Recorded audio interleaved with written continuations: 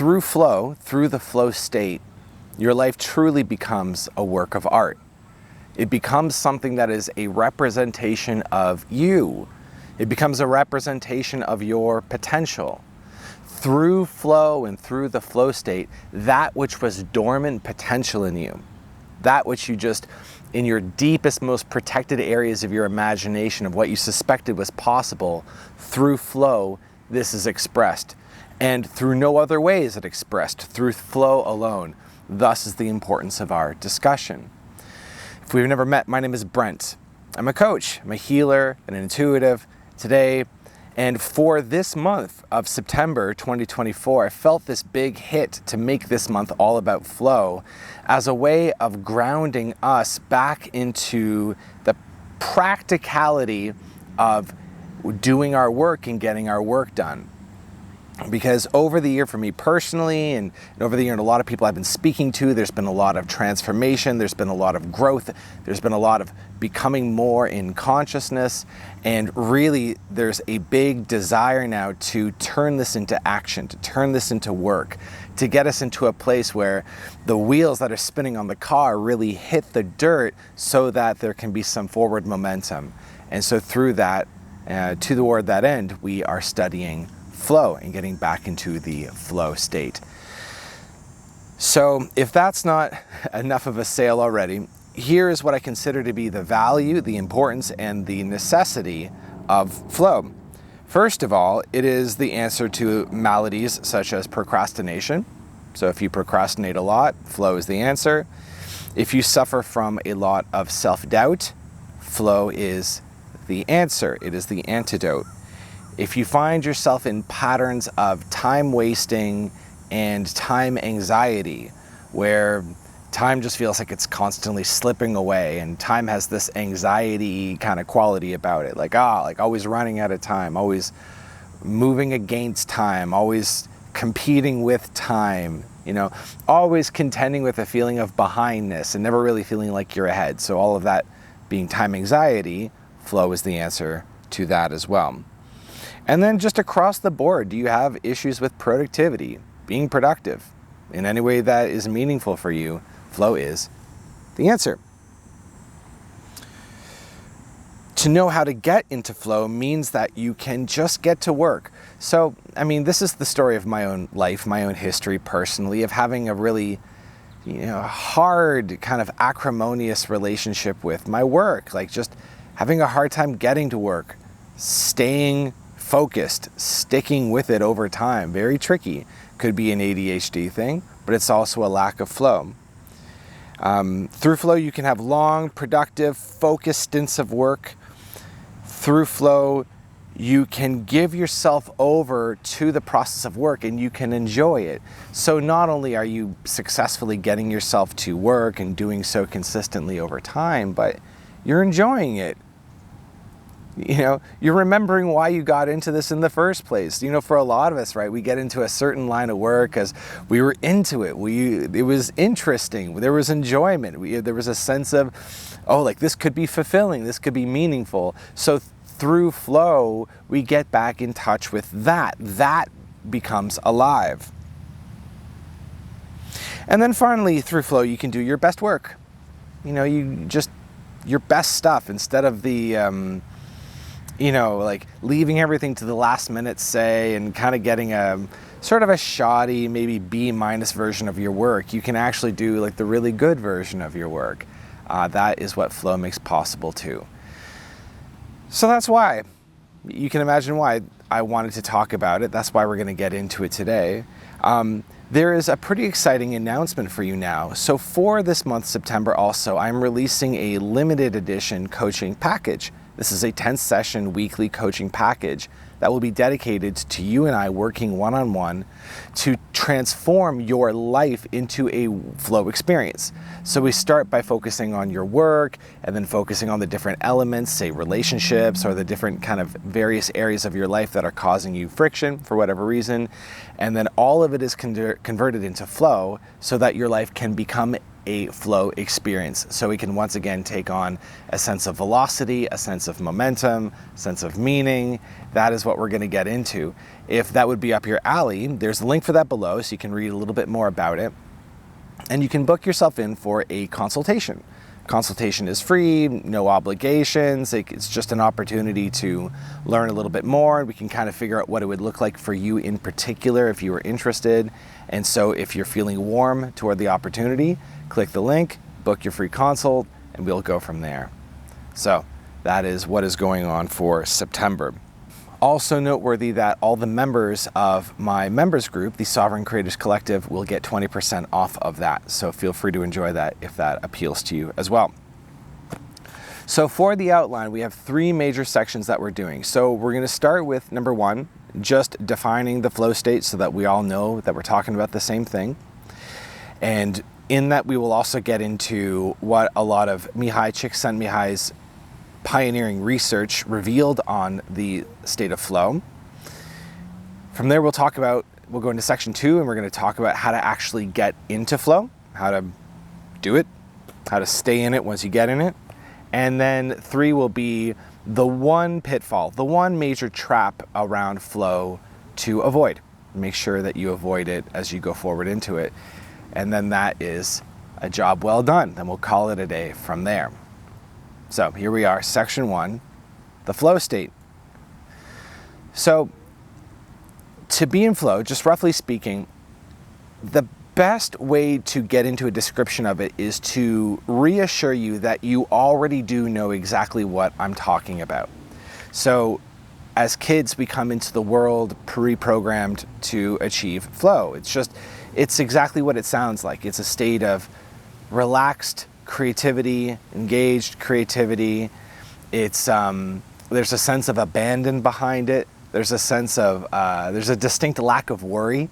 There's a distinct lack of self-consciousness about it.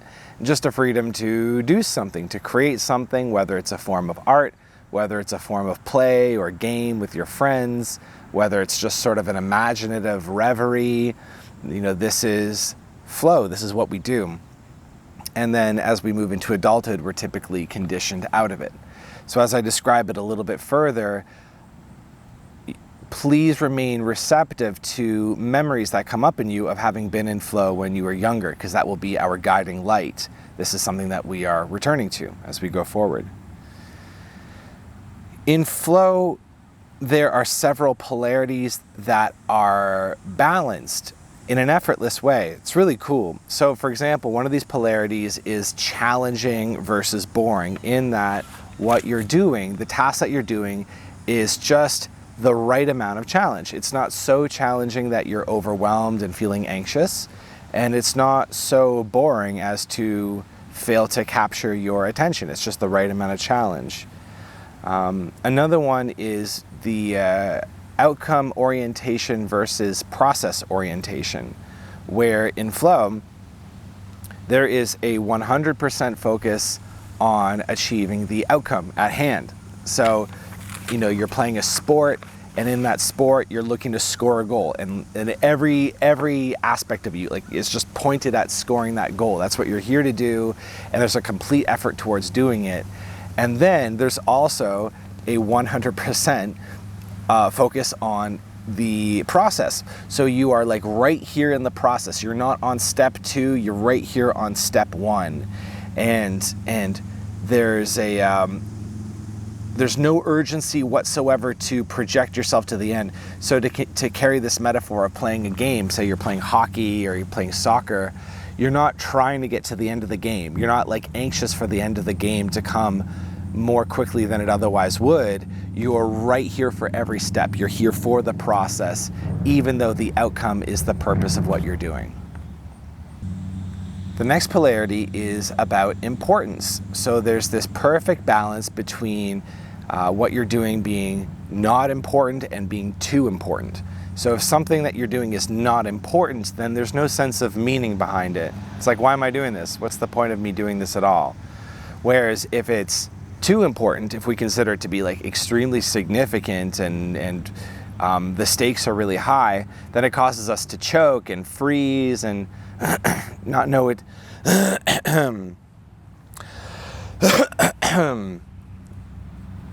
It causes us to choke, to freeze, to get scared, to get paralyzed, and that's no good either. So in flow, we're right in the middle. We're right in the Goldilocks zone of that polarity.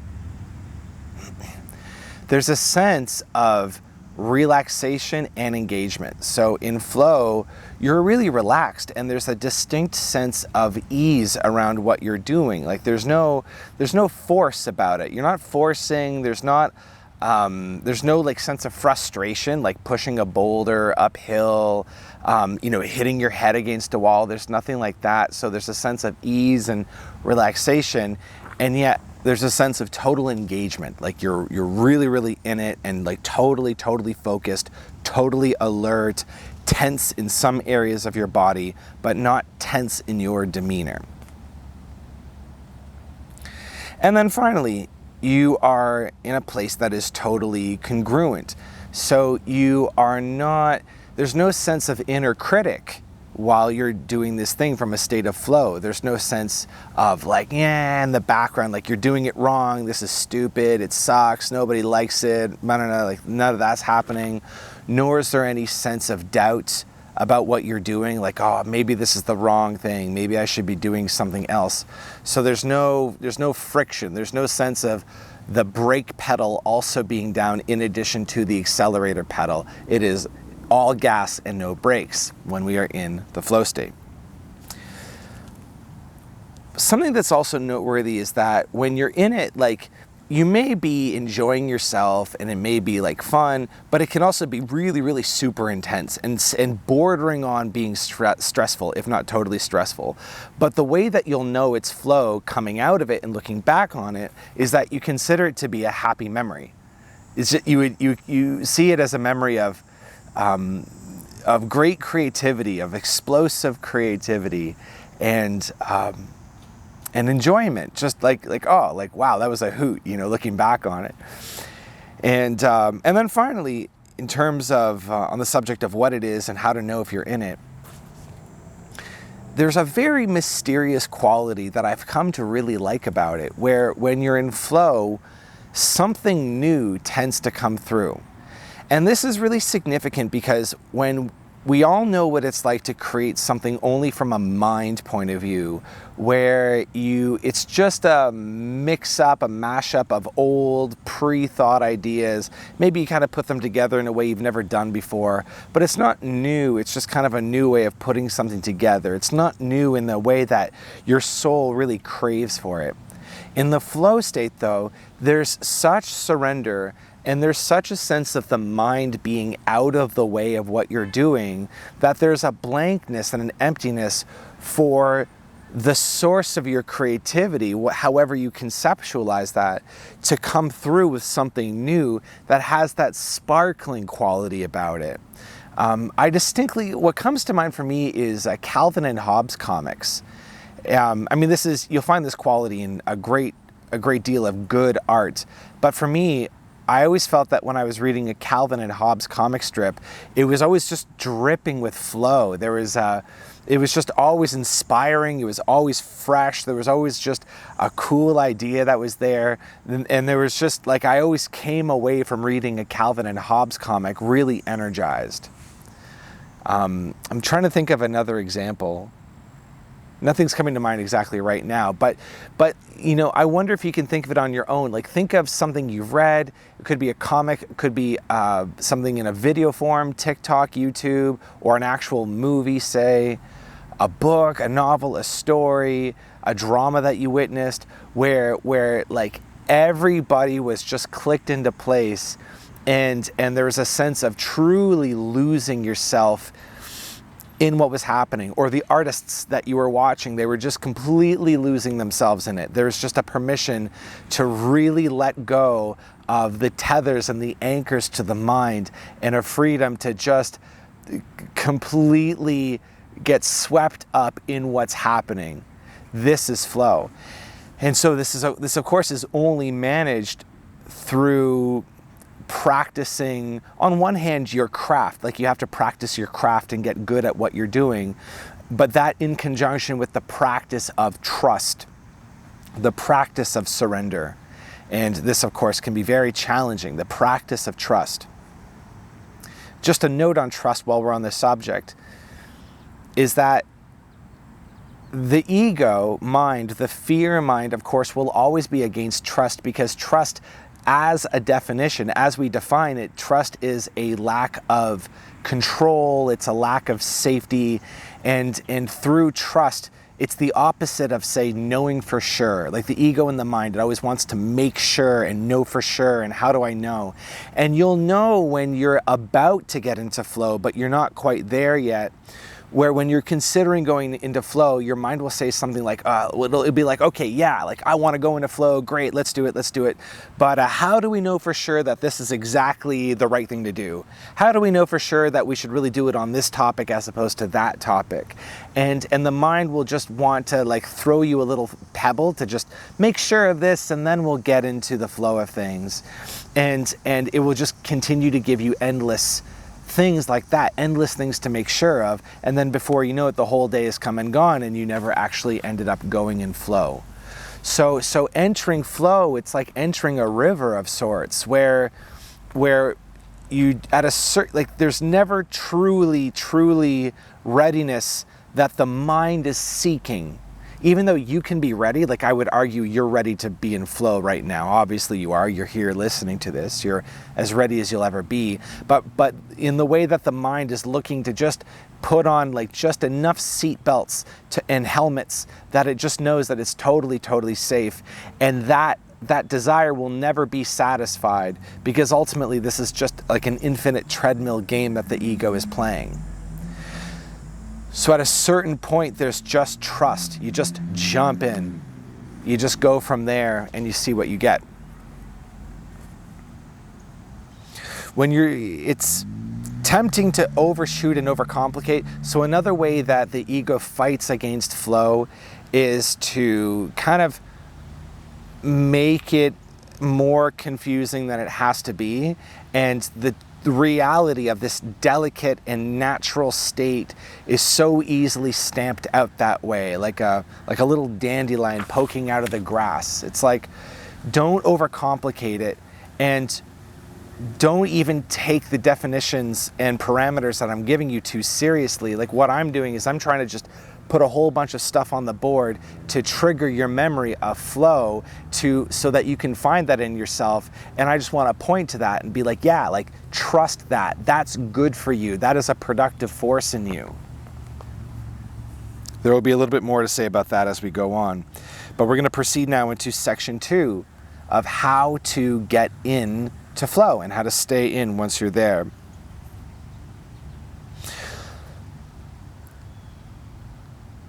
So the most important thing in order to actualize flow is to consider your relationship with the task that you are looking to get into flow with. If you are not already in flow with this task, then what that means by definition is that you are in friction with it. This is my own term that I'm coining for the purpose of our discussion here, where it's like you're either in flow with something or you're in friction. And there are different forms of friction. There can be resistance, reluctance, unknowing, doubt, or fear. And so in order to clear up the friction and replace it with flow, we begin with a question. And the question is this. We ask, what does this task signify to me? And we're keeping this in the beginning, we're keeping this basically broad. What does this task mean to me? What does it mean to do this task? And so either pause the video now, consider a task, and journal out the answer, or if you're going to do this later, do it later. But this is if you want to take a task and convert it into flow, this is how we begin, there. And so then we address the friction. And so the friction means one of two things. Either the task is not significant enough, or the task is overly significant. If the task is not significant enough, then the task is a chore. It's some sort of boring task. It's like taking out the garbage, that's one example, cleaning your house, maybe talking with some sort of person that you feel like you have to, but you don't want to. There could be aspects of your paid job, your paid employment that like they're just so dull and life sucking. And so anywhere you feel like your energy is just being sapped as a result of encountering this element of your life, that's a task that is creating friction because it's not significant enough. And so the antidote to this, the way to turn this into flow, is pretty simple. You do it by adopting a willingness to let this task be significant. So you actually elevate the significance of this task. You can do this easily if you choose to. The hardest thing about this is that you're probably just unwilling to. You're just you see it as something that's beneath you. You see it as something that's a waste of time, right? Which is ironic because obviously you have to do it. So it's not truly a waste of your time, but somehow you've labeled it as a waste of time in your life. Or just like, there's a sense of aboveness. I shouldn't have to do this. This is bullshit. This is boring. This is, for somebody else. I just wish I could hire somebody else to do this. And so for you, like, this is really humbling, but it's very simple. It's like you just come to the realization that there's truly no task that's better than any other.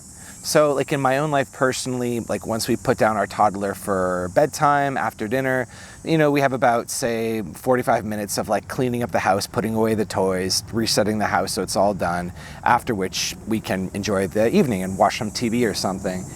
And, if I'm not wary to it, I will start feeling like I'm impatient to get through the cleaning because the cleaning is the bullshit part and the watching of the TV is the good part. But that's playing partisan politics with my own life, because really there is pleasure to be had and there's meaning to be had in cleaning the kitchen. Truly, what is there better than cleaning your kitchen? What activity is superior to cleaning your kitchen? If you feel like there's something better than cleaning your kitchen, then it shows that you are partial. It shows that you are there's more awakening to be done. It means that you have not brought your consciousness into the complete fullness of your life. And so you are not fully alive. You are not fully grounded in your life. And it can be so fulfilling. It can be so fulfilling to turn the cleaning of a kitchen into a flow state. And so that would be your task if you run into tedium in your life.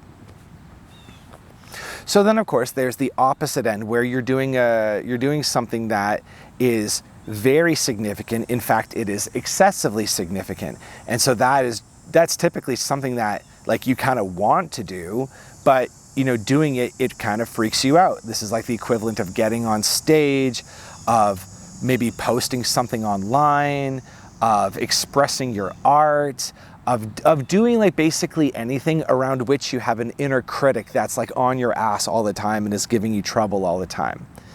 And so for you, now we have the opposite problem, and as you can imagine, the opposite solution is in play, where we bring the importance down a few notches.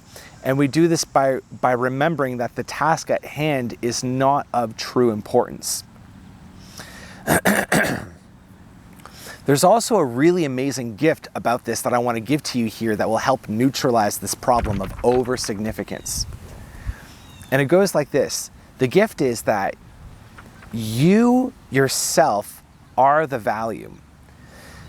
And what I mean is that when it comes time to do something about which you have an inner critic, some form of posting, of being public, of being visible, of some form of creation, we're just casting a really broad net here. Your inner critic will criticize you, and it'll say that what you're doing must be the absolute best version. It must be perfect. There can't be any mistakes. There can't be anything wrong with it. You know, and if there is, your mistake will be found out and it will be ridiculed in the worst possible way, and it will mean that the opportunity has been shut forever because this was your one opportunity to make it big as an artist, and now the door's closed, right? So the mind will speak in these ways.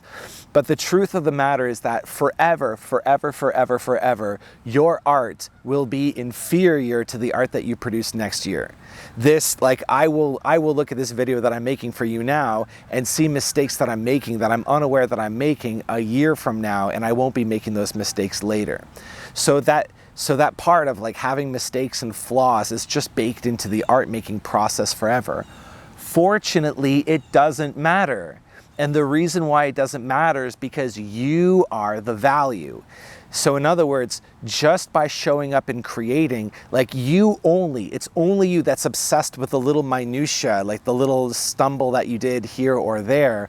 But by and large, your presence and your offering and what you did, the fact that you were willing to go into flow and produce the products of your flow state experience for the world to experience,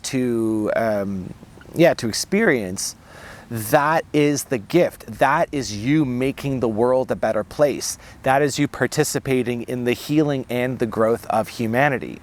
So I want you to really internalize this and you can take this concept so far. Like if you're going to a party and you feel self-conscious around other people, just remember you yourself are the value. It's not about being charming. It's not about being cool. It's just about the fact that you're there, and the party is better because you're there. Egos and minds, of course, hate this. You know, they don't want to hear this. They'll have every argument to make. They'll be like, oh no, I'm not that, I'm not that valuable. I'm not that intrinsically valuable. My value comes from what I do and my lack of flaws. But, I mean, come on, let's, really, this isn't true, right? You know it. If you're being honest, if you're willing to be honest right now, you're value. You are value. The universe is more because you are you. And so therefore, the universe benefits from you giving yourself over to the flow state, channeling that which is to be created and releasing it out to the public. This brings me to another point. Okay, I want to talk to you a little bit about play, because what I've also noticed in some of my favorite creators when they talk about creation is that there's a sense of play about it. And what I remember when I was in play with my friends was that there was a weird sense of like just making up shit, like just making shit up on the spot, on the fly, but then being willing to legitimize that play and make it real and treat it as if it were something real. And that's how content is produced. And this is very strange and very extremely uncomfortable for minds and fear and egos, because the mind doesn't like the idea of just making something up and then having it be real. It wants instead to prove that something's real through rigor and trial and error. But the truth of the matter is that even as I'm sharing this with you now, at the risk of going overly meta, like everything I'm sharing with you, these are my discoveries, and this is a result of me experimenting with flow, thinking about flow while in flow. These are my own discoveries. Like some of it is what I've shared from Mihai Csikszentmihalyi, but a lot of it is just simply what resounds as true in my experience. And yet I have decided that I'm willing to legitimate what comes to me through play, through flow. And that's what I'm sharing with you now. I wouldn't even want you to take what I'm saying here and just pretend that just assume that it's gospel truth, but I want you to take what I'm saying and run it through your truth discernment mechanisms, feel how it feels in your body, and allow your unconscious mind to absorb from it the value that there's there to be had. And so this is the benefit of flow. It's like a weird sort of communication that is happening between you and me beneath the level of words. How interesting. And so this is only possible, again, through play, a willingness to play. Are you willing to play? Are you willing to return to play? Are you willing to play more? Are you willing to bring the quality of play into your work? Because if you are, flow will blossom exactly there. So don't overshoot, don't overcomplicate.